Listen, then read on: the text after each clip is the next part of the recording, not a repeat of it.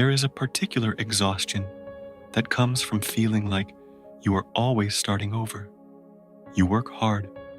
You finally see a little progress. Then something happens.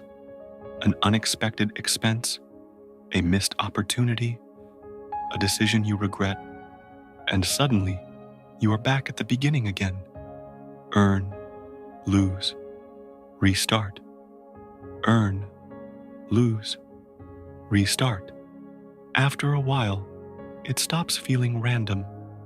It starts feeling like a pattern, like something invisible is following your story.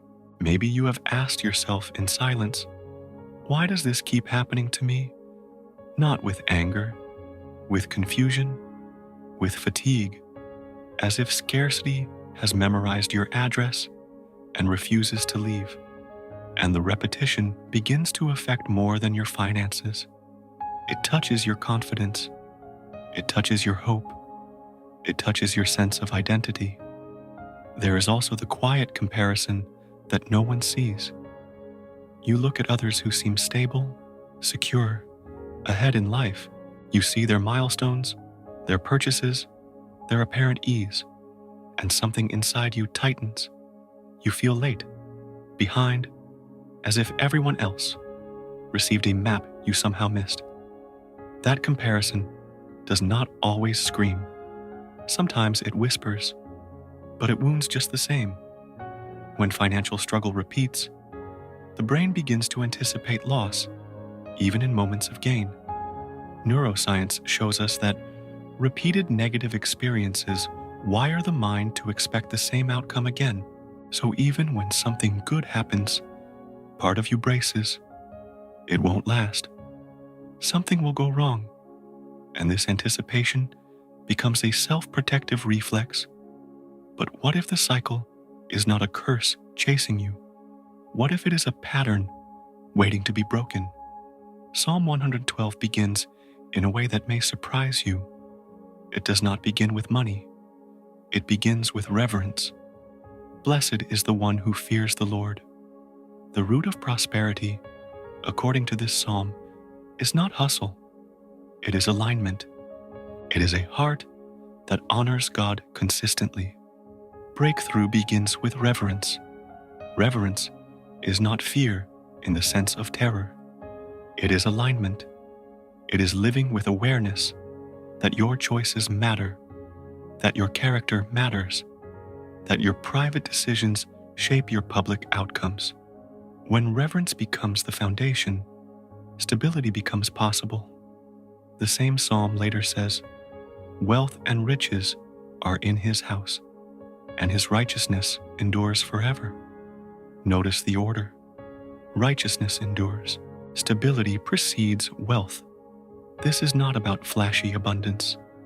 It is about a house that stands, a life that does not collapse every time pressure comes. There is a powerful image in this psalm. Light rising in the darkness. Light does not wait for the darkness to leave before appearing. It shines within it. In the same way, God does not wait for your financial situation to look perfect before beginning transformation. He begins inside you, in your thinking, in your habits, in your perspective. When we talk about destroying a financial curse, we must understand what that truly means. It is not about dramatic rituals. It is about breaking patterns of fear, disorganization, impulsive decisions, and survival-driven reactions. Those patterns feel spiritual because they repeat, but often they are emotional and behavioral cycles that can be transformed.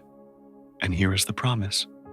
When the Word of God moves from something you hear to something you practice daily, patterns begin to shift, slowly, intentionally, deeply. The cycle of earn, lose, restart does not have to define your future.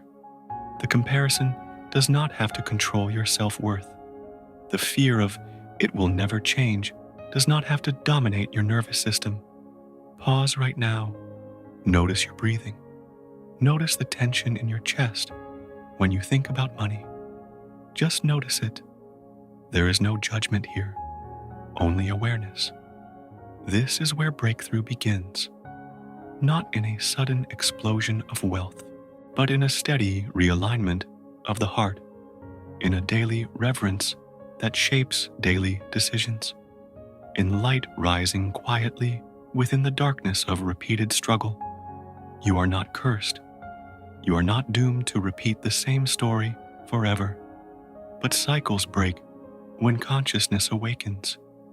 And tonight, something is awakening. Stay with that awareness, because this is the beginning of breaking what once felt unbreakable. What if the deepest problem is not the amount in your account, but the anxiety in your chest? What if the real weight is not the numbers themselves, but the constant tension you carry around them? There are people who have very little and feel peaceful, and there are people who have much and still feel afraid. This tells us something important. Scarcity is not always about money. Sometimes it is about mindset. You may have experienced moments of provision, a bonus, a new client, an unexpected opportunity, and yet, instead of relief, you felt suspicion. Instead of gratitude, you felt caution. Instead of joy, you felt, how long will this last? That reaction is not weakness. It is conditioning. When instability repeats, the brain learns to expect loss. But Psalm 112 does something radical. Before it speaks about wealth in the house, it speaks about character. It speaks about a person who delights in God's commands, who lives with integrity, who walks uprightly. The message is subtle, but powerful. Abundance rests on foundation. Integrity precedes increase. This is a truth that may feel uncomfortable at first, but stay with it. Negative financial cycles are often born not from destiny, not from a curse written in the stars, but from emotional decisions made under pressure. Impulsive spending to soothe stress, avoiding bills out of fear, saying yes to opportunities without discernment, reacting instead of planning. And when those emotional decisions repeat, the results repeat. It is easier to blame external forces, the economy, other people, timing. And yes, external factors matter. But if we focus only on what is outside, we miss the power of what is inside. The invisible root often hides beneath the visible fruit. Imagine a tree producing unhealthy fruit year after year. You could paint the fruit. You could hide it. You could blame the weather. But unless the root is examined, nothing changes. Financial habits are like roots. Beliefs are like roots. Emotional triggers are like roots. If deep down you believe, money never stays with me, your behavior may unconsciously confirm that belief. If you believe, I am bad with finances, you may avoid learning, and avoidance keeps the cycle alive. This is not condemnation. This is awakening. Psalm 112 invites you to look deeper, to ask, where do my financial decisions really come from? From fear? From comparison? From insecurity? Or from wisdom? True breakthrough does not begin with more income. It begins with more awareness. Awareness of your patterns, awareness of your triggers, awareness of your beliefs. And here is the hopeful part. Roots can be healed. Beliefs can be renewed. Habits can be reshaped. The brain is capable of forming new pathways. The heart is capable of forming new disciplines. When reverence for God becomes central, something shifts. Reverence creates pause. It creates reflection before reaction. It creates space between emotion and action. And in that space, wisdom enters. You're not trapped by your past patterns. You're not defined by previous mistakes. But you must be willing to look at the root with honesty and without shame, because when the root is healed, the fruit changes naturally, and this is where the destruction of every financial curse truly begins.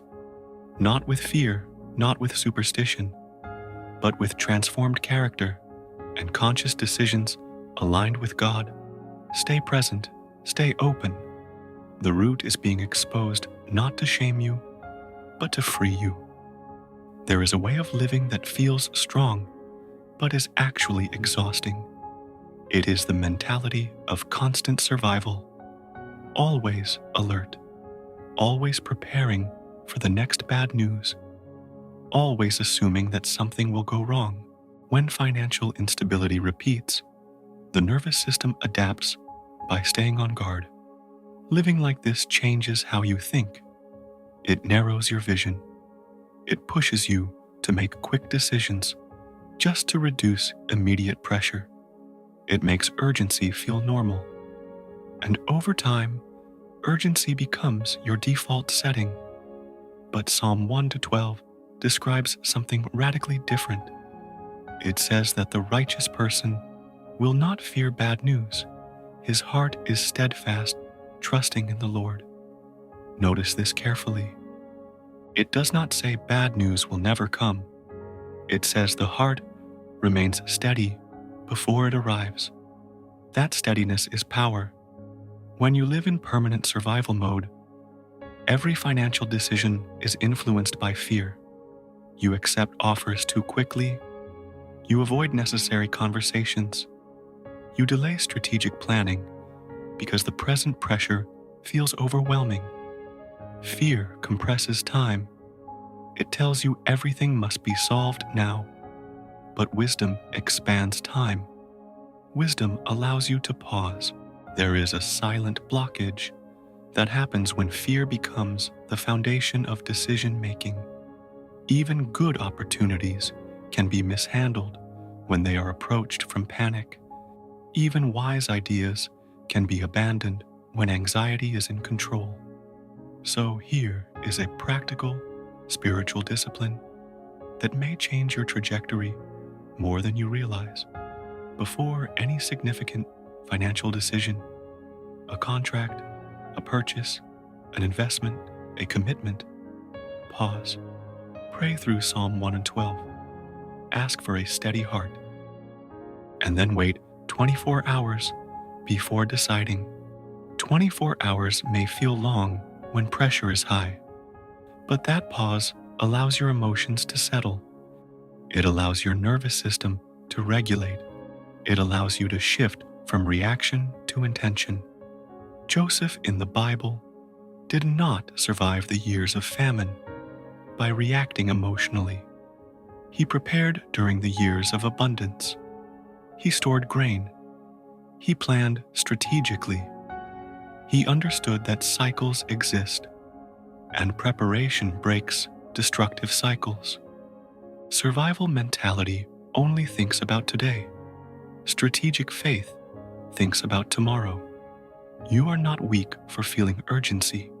You are human, but you are invited into something stronger than urgency.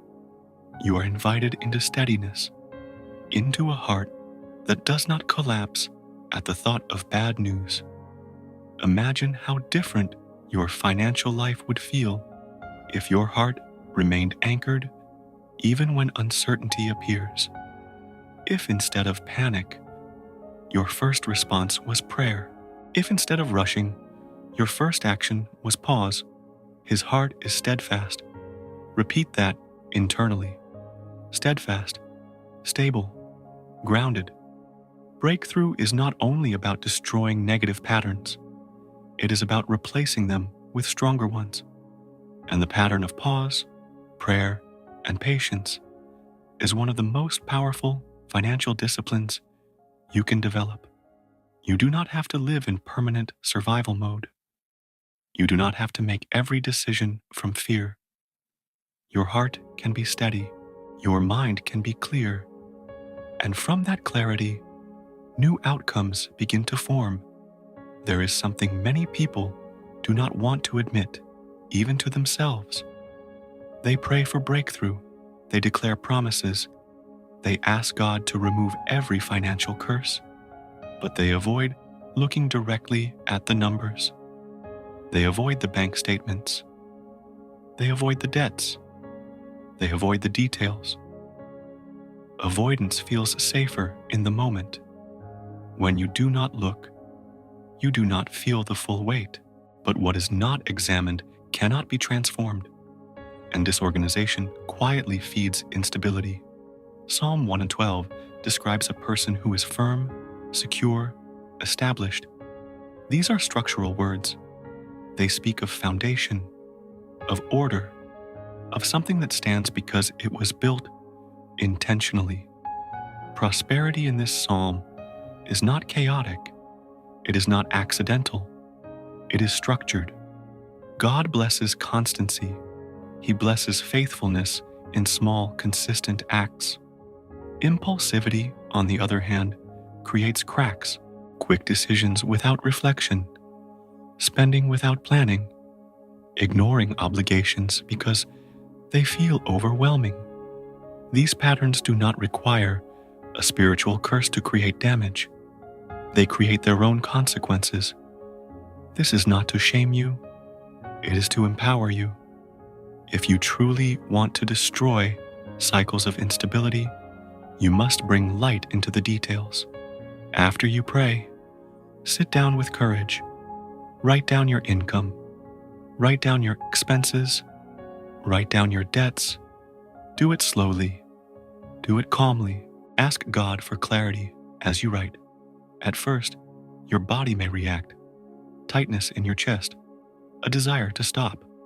That reaction is simply your nervous system facing what it has avoided. Stay with it. Breathe. You are not your numbers. You are observing them so you can steward them. There is a spiritual metaphor Jesus used about building a house on rock. A house built on rock does not begin with the roof. It begins with foundation. It begins with measuring, leveling, planning. It is not glamorous work. It is hidden work. Financial stability is the same. It is built in private discipline long before public blessing appears. When you list your numbers after prayer, something powerful happens. Prayer aligns your heart. Clarity aligns your actions. And when heart and action move together, structure forms. Disorganization is not a personality trait you're doomed to carry. It is a pattern that can be replaced. And once replaced, peace increases. Because clarity reduces anxiety, structure reduces fear, planning reduces impulsivity. You're not cursed. You may simply be called to become more intentional. Imagine how different your internal world would feel if you knew exactly where your money goes each month. If instead of guessing, you knew. If instead of avoiding, you managed. That knowledge does not trap you. It frees you. Prosperity is not built on hope alone. It is built on wisdom practiced consistently. And this step, this quiet, disciplined step of organizing, may be one of the most spiritual acts you perform. There is a line in Psalm 112 that feels almost paradoxical when money is tight. He has distributed freely. He has given to the poor. His righteousness endures forever. Notice the order again. Distribution, giving, enduring righteousness. Generosity is not presented as the result of abundance. It is presented as part of the character that sustains abundance. When you have struggled financially, your instinct may be to close your hand tightly, to hold everything, to protect every dollar. This reaction is deeply human. When the brain perceives scarcity, it shifts into preservation mode. It tells you, keep it all. You might not have more later, but here is the deeper truth? Fear tightens. Faith opens. Generosity is not about reckless giving. It is not about pretending you have more than you do. It is about breaking the psychological dominance of fear. When you give intentionally and proportionally, even a small amount, you are sending a powerful message to your mind and spirit. I am not ruled by panic. Many people believe they can only give when there is surplus, but often generosity is what shifts the internal narrative from "there is never enough" to "I trust that provision flows." The amount is not the focus. The posture is. Neuroscience shows that acts of generosity activate areas of the brain associated with reward, connection, and meaning. Giving reduces stress and increases a sense of purpose. Spiritually, it reinforces trust. It reminds you that you're not just a consumer of resources, but a steward. And stewardship changes identity. If you see yourself only as someone trying to survive, fear dominates. But if you see yourself as someone entrusted with resources, even small ones, your decisions shift. You begin to ask, how can I manage this wisely? How can I bless someone within my reality? Psalm 112 links generosity with righteousness that endures. That word endure matters. It speaks of stability over time. It suggests that a generous heart creates continuity, flow instead of blockage. Think of a river. When water flows, it stays fresh. When it is completely blocked, it stagnates. Generosity keeps the flow alive. It keeps your heart soft. It keeps money from becoming an idol or a source of identity. This does not mean you ignore your responsibilities. You do not give what you cannot afford. You do not create new debt in the name of generosity. You act wisely, but you refuse to let fear dictate your entire posture. Choose one intentional act each month. It may be small, it may feel almost symbolic, but do it consistently. Let it become a rhythm. Let it become part of who you are, because when you practice generosity from a place of reverence and wisdom, you are quietly dismantling the inner structures of scarcity. You are declaring, without shouting, that you trust God more than you trust fear, and that quiet declaration carries more power than you realize. Psalm 112 repeats something that may seem subtle, but it is not subtle at all. It says that this person's heart is firm, established, secure. It repeats the idea of inner stability more than once, as if to make sure we do not miss it. Before describing wealth, before describing influence, it describes steadiness. Financial instability does more than disrupt budgets. It shakes identity. When money fluctuates constantly, it is easy to let your self-worth fluctuate with it. When income increases, you feel confident. When it decreases, you feel small. When things go wrong, you feel like you are wrong. But your value was never meant to rise and fall with your bank account. A steady heart is the foundation of lasting breakthrough. If your identity depends on money, then money controls you. If your peace depends on numbers, then numbers dictate your emotional state. But if your identity is rooted in reverence for God, in integrity, in discipline, then money becomes a tool, not a master. The Psalm says that the righteous person will never be shaken. This does not mean challenges disappear. It means the person does not collapse internally every time pressure appears. There is an anchor. Imagine a ship in a storm. The waves are real, the wind is strong, but the anchor holds. The storm does not vanish, The ship does not drift aimlessly. That is what a steady heart does. It does not deny reality. It refuses to be defined by it. When your identity detaches from financial performance, something liberating happens. You can make decisions from wisdom instead of desperation. You can pursue growth without tying your self-esteem to the outcome. You can recover from setbacks without internal collapse. This is why daily declaration matters. Before you begin your workday, before you open your email, before you check your account, speak Psalm 112 over yourself, slowly, intentionally. Let the words shape your internal posture. Surely the righteous will never be shaken. His heart is firm, trusting in the Lord. Say it until your nervous system hears it. Say it until your breathing slows. Say it until your body recognizes safety.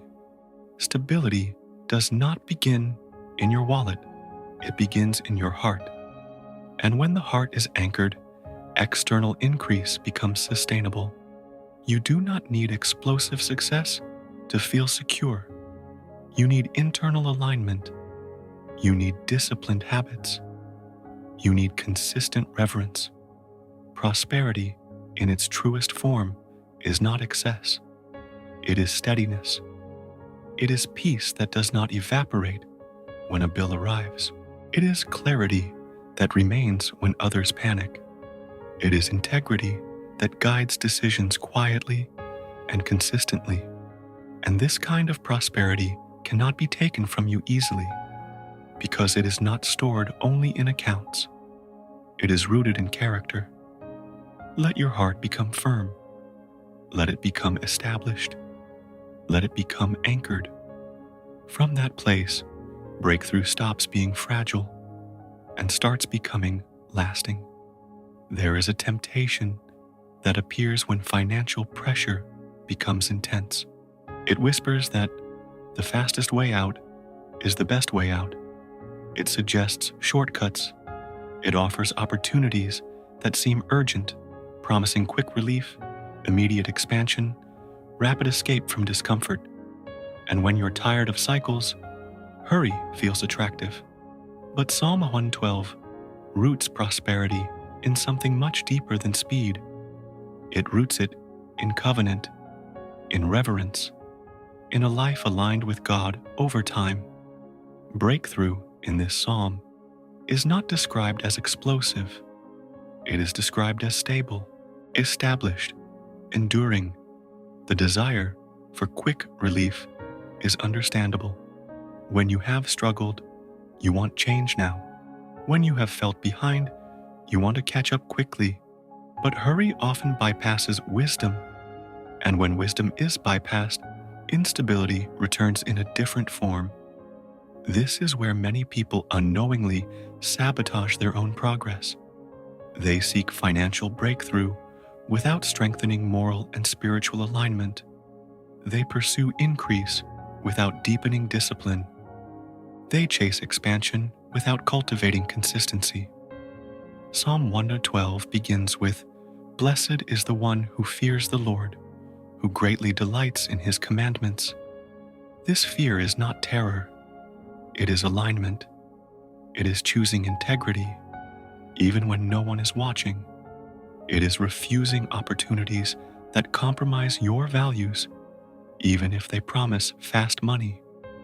Shortcuts may look like breakthrough, but if they are not aligned with covenant, they become new cycles. Think of Solomon. When given the opportunity to ask for anything, he did not ask first for wealth. He asked for wisdom. And because he prioritized alignment over accumulation, wealth followed. The order mattered. Wisdom first, increase second. True financial breakthrough works the same way. It is not an explosion, it is a redirection, a consistent change in habits, a steady commitment to prayer before decisions, a refusal to act from impulse, a willingness to grow slowly but securely. You may feel behind. You may feel that time is against you. But hurry rarely produces stability. Alignment does. So here is a practical shift.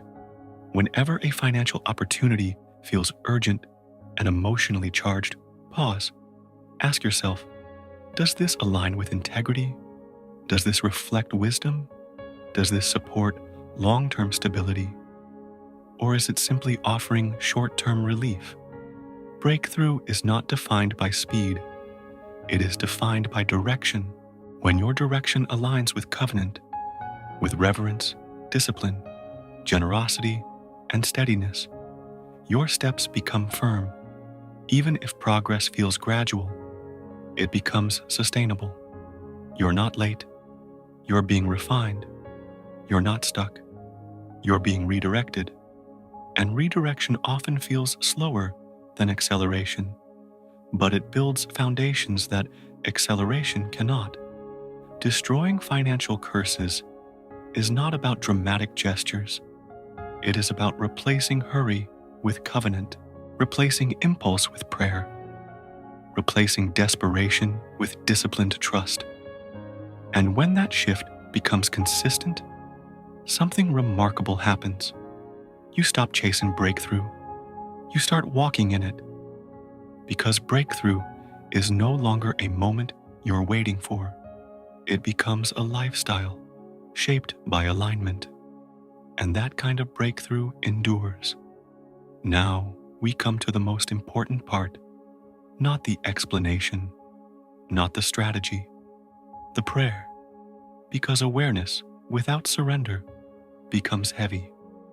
But awareness placed in God's hands becomes transformation. Take a slow breath. Let your lungs fill completely. Exhale slowly. Feel the weight you have carried for so long. The repetition, the comparison, the quiet fear that maybe this is just your story. Do not push the feeling away. Just acknowledge it. And now, gently, place it before God. Let us pray through Psalm 112, not mechanically, but intentionally. Blessed is the one who fears the Lord, who greatly delights in his commandments.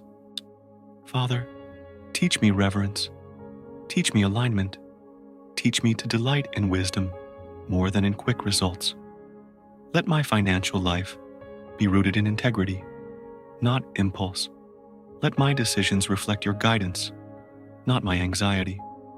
Wealth and riches are in his house, and his righteousness endures forever. Lord, establish my house, not only with income, but with order, not only with provision, but with discipline. Let righteousness endure in my habits. Let structure replace chaos. Let consistency replace reaction. Light dawns in the darkness for the upright. Where I have felt trapped in repetition, let light rise. Where fear has shaped my thinking, renew my mind. Where shame has kept me silent, bring clarity. I declare that darkness does not define my future. Light is rising, even now, in areas that once felt stuck. He will not fear bad news. His heart is firm, trusting in the Lord. Strengthen my heart, calm my nervous system. When financial pressure appears, let me respond with steadiness. When unexpected expenses come, let me respond with wisdom. Remove the reflex of panic. Replace it with trust. Now speak directly to the patterns.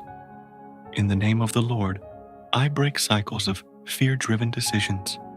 I break patterns of avoidance and disorganization. I break the belief that I am destined to struggle forever. I release shame over past mistakes. I choose responsibility without condemnation. I choose growth without self-hatred. Pause. Let those declarations settle. Feel the authority in them. Not loud, not aggressive, steady. His heart is steadfast. He will not be shaken. Lord, make me steadfast. Anchor my identity in you, not in numbers. Anchor my peace in your presence, not in performance. Teach me to build slowly and wisely. Teach me to prepare in seasons of increase. Teach me to remain calm in seasons of adjustment. Now pray this with sincerity. Father, destroy every financial curse that operates through fear, ignorance, impulsivity, and misalignment. Replace them with wisdom, discipline, generosity, and covenant faithfulness. Establish my home on justice. Guide my hands in stewardship. Align my mind with truth. Let breakthrough come through integrity. Understand this clearly. The greatest breakthrough is not sudden money. It is transformed thinking. It is disciplined action. It is a heart that remains firm when circumstances fluctuate. As we close, hold this truth gently but firmly. A curse is not a mystical force chasing you. Often, it is a repeated pattern that has never been interrupted by awareness and alignment. And tonight, that interruption has begun. You are not powerless. You are not doomed to repeat the past. You are not abandoned in this journey. Light rises in the darkness. Stability grows in discipline. Breakthrough forms in covenant. Let this prayer not end as words only. Let it continue in your daily decisions. Pray before you act. Plan after you pray. Give without fear. Organize without avoidance. Pause instead of rushing. And when anxiety tries to return to Psalm 112. Read it slowly. Breathe through it. Let it re-anchor your heart. The true destruction of every financial curse is the birth of a steady, disciplined, reverent life. A life where faith guides decisions, where integrity sustains increase, where generosity keeps the flow alive. Rest now in this assurance. You are being realigned. You are being strengthened. You are being established. And as you continue walking, not perfectly, but faithfully, you will look back and realize that this was the season where the cycle finally broke. Not by force, not by fear, but by faith, wisdom, and steady obedience. Your breakthrough is not fragile. It is being built from the inside out.